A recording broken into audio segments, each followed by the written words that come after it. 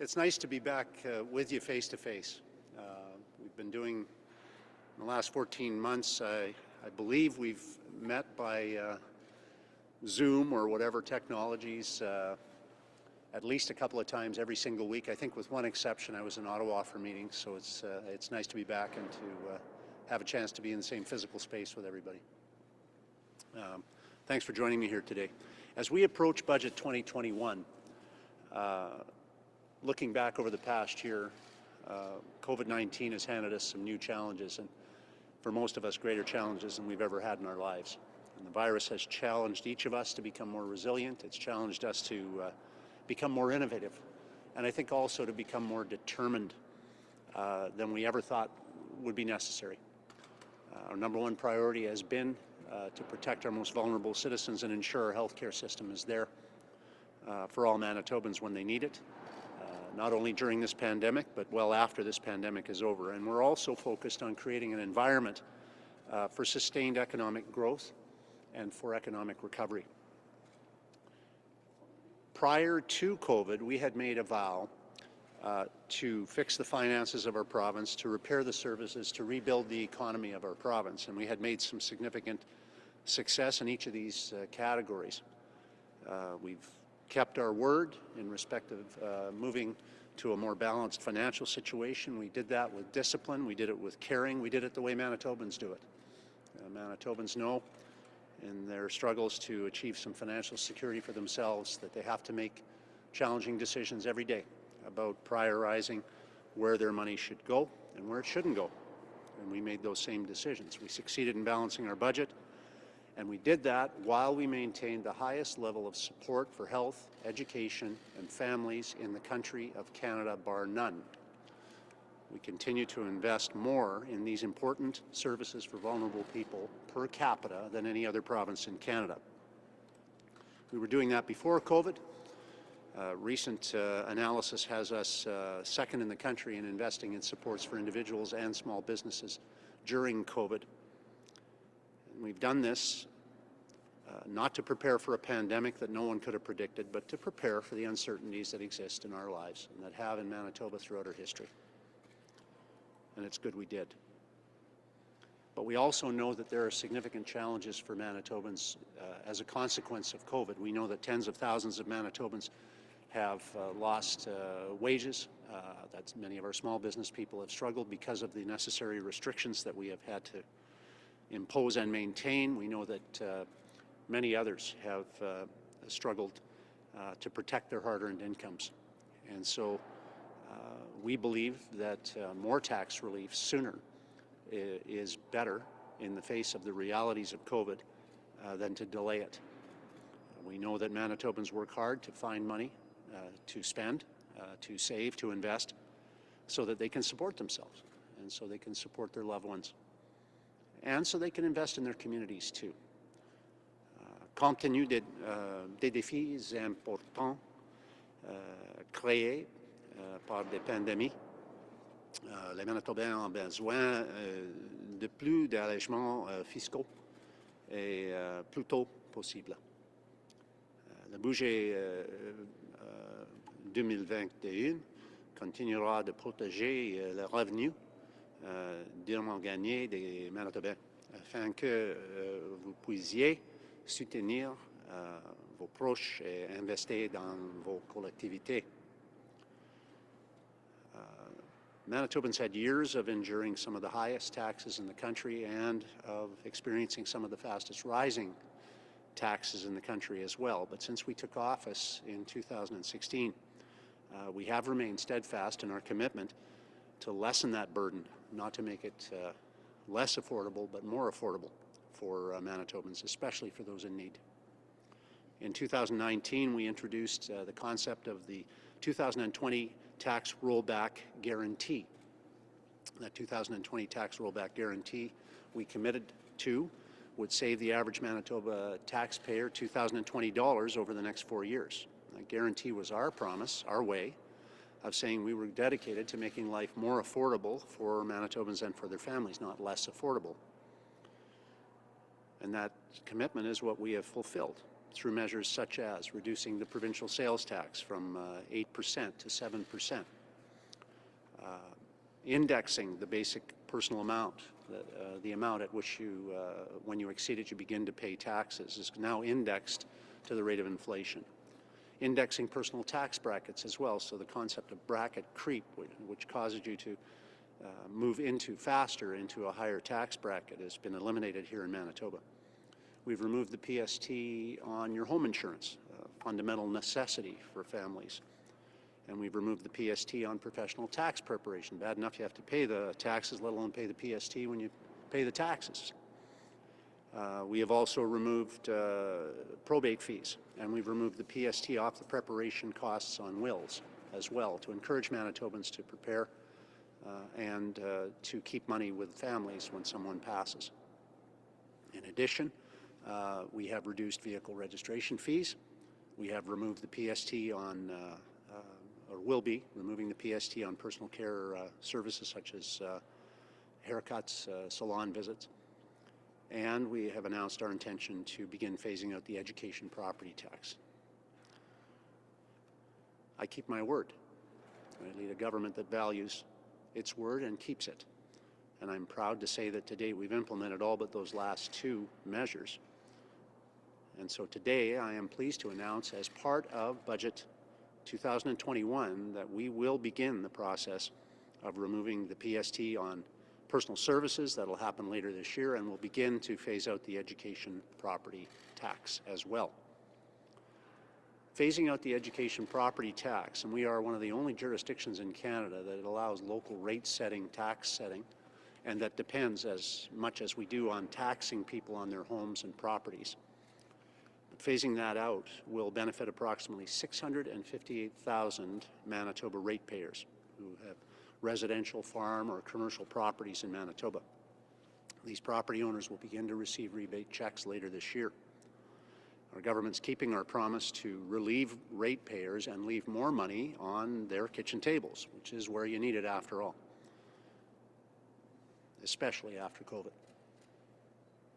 We're committed to reducing the tax burden on Manitobans. We are also committed to strengthening the services we all depend upon, like education. And I want to emphasize, as the son of a teacher, brother of a teacher, former teacher, that Manitoba values and Manitobans value and this government values the benefits that come from educating our children. Manitoba is the only Canadian jurisdiction that determines school taxes at the local level, and that creates an uneven playing field across our educational system. And as we phase out of the education property tax, we'll ensure a better system is in place to fund Manitoba's education system that puts all our children in an advantageous position, not just some of them. As we announced earlier this year, we're going to provide transitional support to our school divisions during this time of dynamic change. It is a challenging time, and I thank all our administrators and teachers for their understanding as we move through to a better system. We're committed to making sure that our schools, who already receive record levels of funding from our government, have the resources they need to deliver a great education to Manitoba students. And that's why our Better Education Starts Today strategy is going to be supported over the next 4 years by no less than $1.6 billion of additional investment in education. En tant que gouvernement, nous dirigeons le pays en matière de soutien aux soins de santé, à l'éducation et aux services sociaux. C'était le cas avant COVID, tout au long de COVID. Nous promettons que ces investissements se poursuivront longtemps après COVID. As a government, we lead, and we are proud to continue to lead in supports for healthcare, education, and social services. That was the case before COVID, throughout COVID, and we are intending to continue with that record as we move past COVID. I look forward to your questions. When you talk about phasing out, how much less can you expect this year for education costs? Yeah, the finance minister will be doing the presenting the budget next Wednesday, so the details will be presented within the budget itself. How long is it going to take to phase it out completely? We committed when we introduced the concept of moving away, as most other provinces have done, back in the 19 election, which seems a decade ago now, year and a half ago, to phasing out the education tax on property over a 10-year period once we balance the books. We balanced the books. Today I'm announcing we're keeping our province to begin phasing it out, and the Finance Minister will say more about the schedule next Wednesday. I'm wondering if you could comment on a recent poll of your own personal popularity, and it's led to some pundits suggesting that for the good of the party, maybe you should step down in favor of another leader. What do you think of that? I think that I'm going to continue to do the job I was hired to do, and I'm going to do it to the best of my ability, as I've always done throughout my life. Whenever I've taken on an assignment, I do it to the best of my ability, and I'll continue to do that. I'm very proud of the work of our government. I'm very proud of the work of our team prior to COVID and during COVID in particular. And I understand these are difficult and challenging times for all Manitobans. That's why I'll be continuing to focus on this pandemic. I think you and I will probably retire about the same time. Do those poll results prompt a level of self-reflection from you? I mean, it says that nearly half of Manitobans strongly critical. I've been facing strong criticism in every aspect of my life throughout my life, and that doesn't change my focus. It didn't. I don't reflect on polls between elections. I focus on the job I'm hired to do.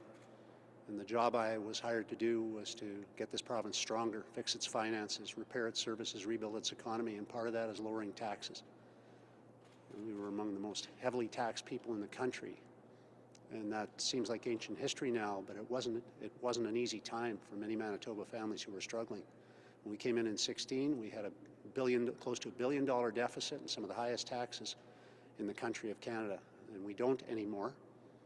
And we're going to have a higher deficit because of COVID. There's no doubt about that. But the reality is that we've been able to lower taxes. I would say if you do a cross-jurisdictional comparison, you'll find that Manitoba's led the way in leaving more money in the hands of the people who work hard to get it than any other jurisdiction. That's going to position Manitobans better for a recovery. It's going to position our small businesses better for a recovery. It's going to help people get the financial security they deserve. And with more discretionary income available to Manitobans, and that is in part because of federal programs like CERB, that discretionary income will assist us in being able to not only bounce back on an individual level, on a household level, but also it will assist us in being able to rejuvenate our small businesses, which is a key to Manitoba's future economy. So you guys were able to balance the budget partly because of those taxes that we have since leveled off and coming down.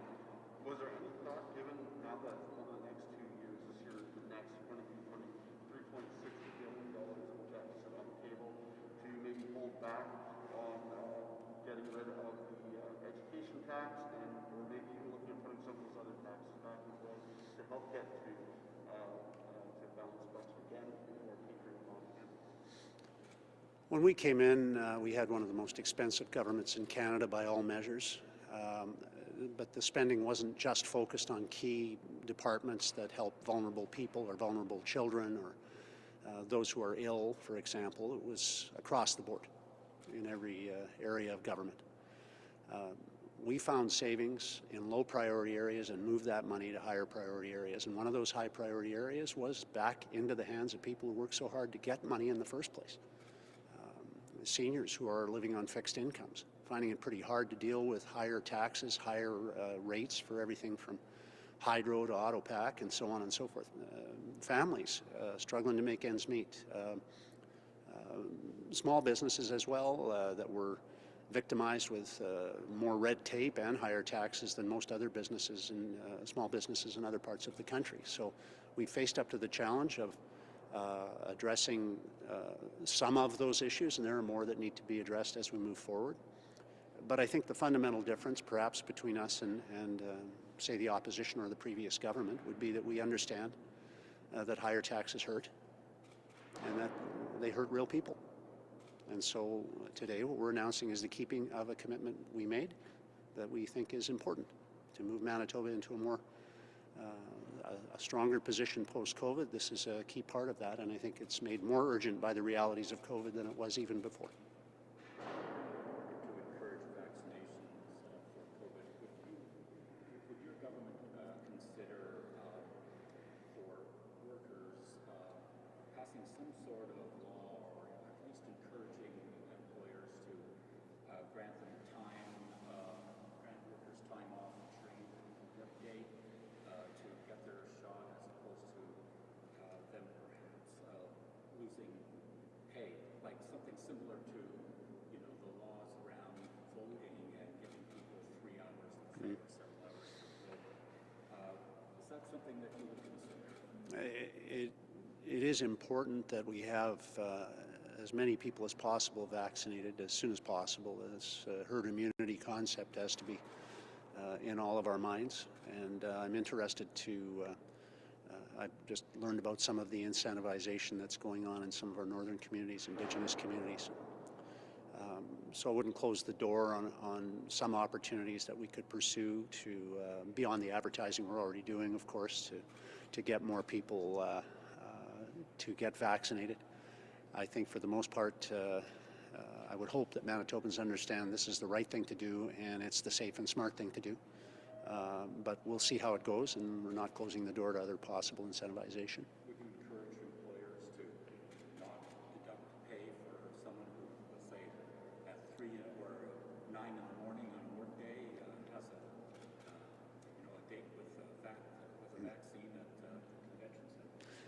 Well, I might, and I think also that the Chambers of Commerce, for example, have already been seeing that from their members and perhaps are adding their voice to that in the not too distant future.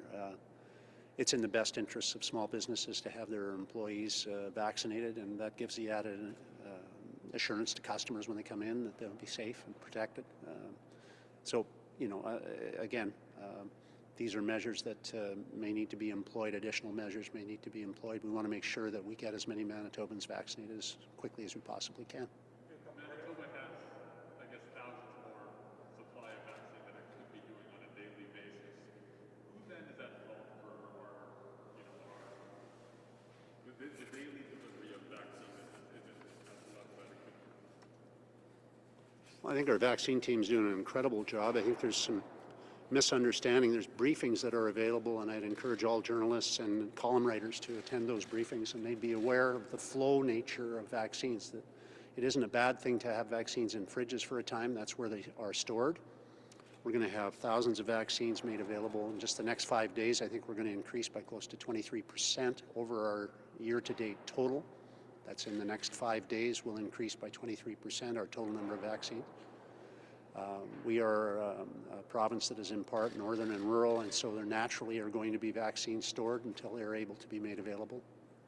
We've worked very diligently with our Indigenous partners. I'm proud of the relationship that has been strengthened through that process, and I thank them and the federal representatives that are part of that discussion for strengthening that. We got some bad news earlier today that some of the Moderna vaccines will be delayed somewhat. But we're dealing with a dynamic, once-in-a-lifetime situation, and I just want to continue to offer my assurance to Manitobans that our vaccine team is doing its absolute best to get the job done for Manitobans. But you're saying there's a delay for Moderna vaccine? That's correct. Yeah. Do you know the details about that? We can get them for you, yeah. And it's not blame placing as has been misrepresented. I'm describing the reality. When I say that we're behind dozens of other countries on getting vaccines, I'm not picking on anybody. I'm making an observation that it's a reality that we are slower than many other countries on getting vaccines. We're doing the best we can. Federal government and the provincial governments, I think, have worked together very, very well through this process, and I would hope that would continue. But when there are delays, we should report them. I'm reporting that to you now. By the way, I'm retiring June 4th. Is that your timeline? Well, we'll have to talk, Larry. I don't know. Do you fish? You said it was around my I'm sorry to hear that, actually. This is news. This breaking news here today. Continue to, not out of the woods yet on COVID. I'll be continuing to work on that as my major focus, as will my colleagues. So COVID's kind of under control. Well, there might be another pandemic. Who knows? It's dry, too. We've got to watch, but, there's a danger with forest fires, too, this year. be careful out there. I want to just close then, if I could, by wishing everyone who does celebrate it a happy Easter time. And I just encourage, as I guess is my tendency, to be the stern dad here and say, be very, very careful, please. Have a heart, you know. We know what Thanksgiving did. We saw that. We'll never forget it. None of us should ever forget it. And we don't want a repeat here this weekend, so please be careful. The forecast looks good for outside celebrations, and follow the health orders, do the right thing. We can get through this. This is, you know, we're not running a victory lap observing that we are surrounded by jurisdictions that are dealing with variants to a far greater degree thus far than we are. And that's because Manitobans have, I think, been really disciplined in following the prescriptions of the doctor and others. And I would really encourage Manitobans to continue to do that and protect one another, stay safe. We are sincerely hoping that there are going to be a significant number of vaccines made available to us in the next few weeks. And as that happens, then of course we can look to reducing these restrictions that have been so hard on all of us through these last number of months. All the best.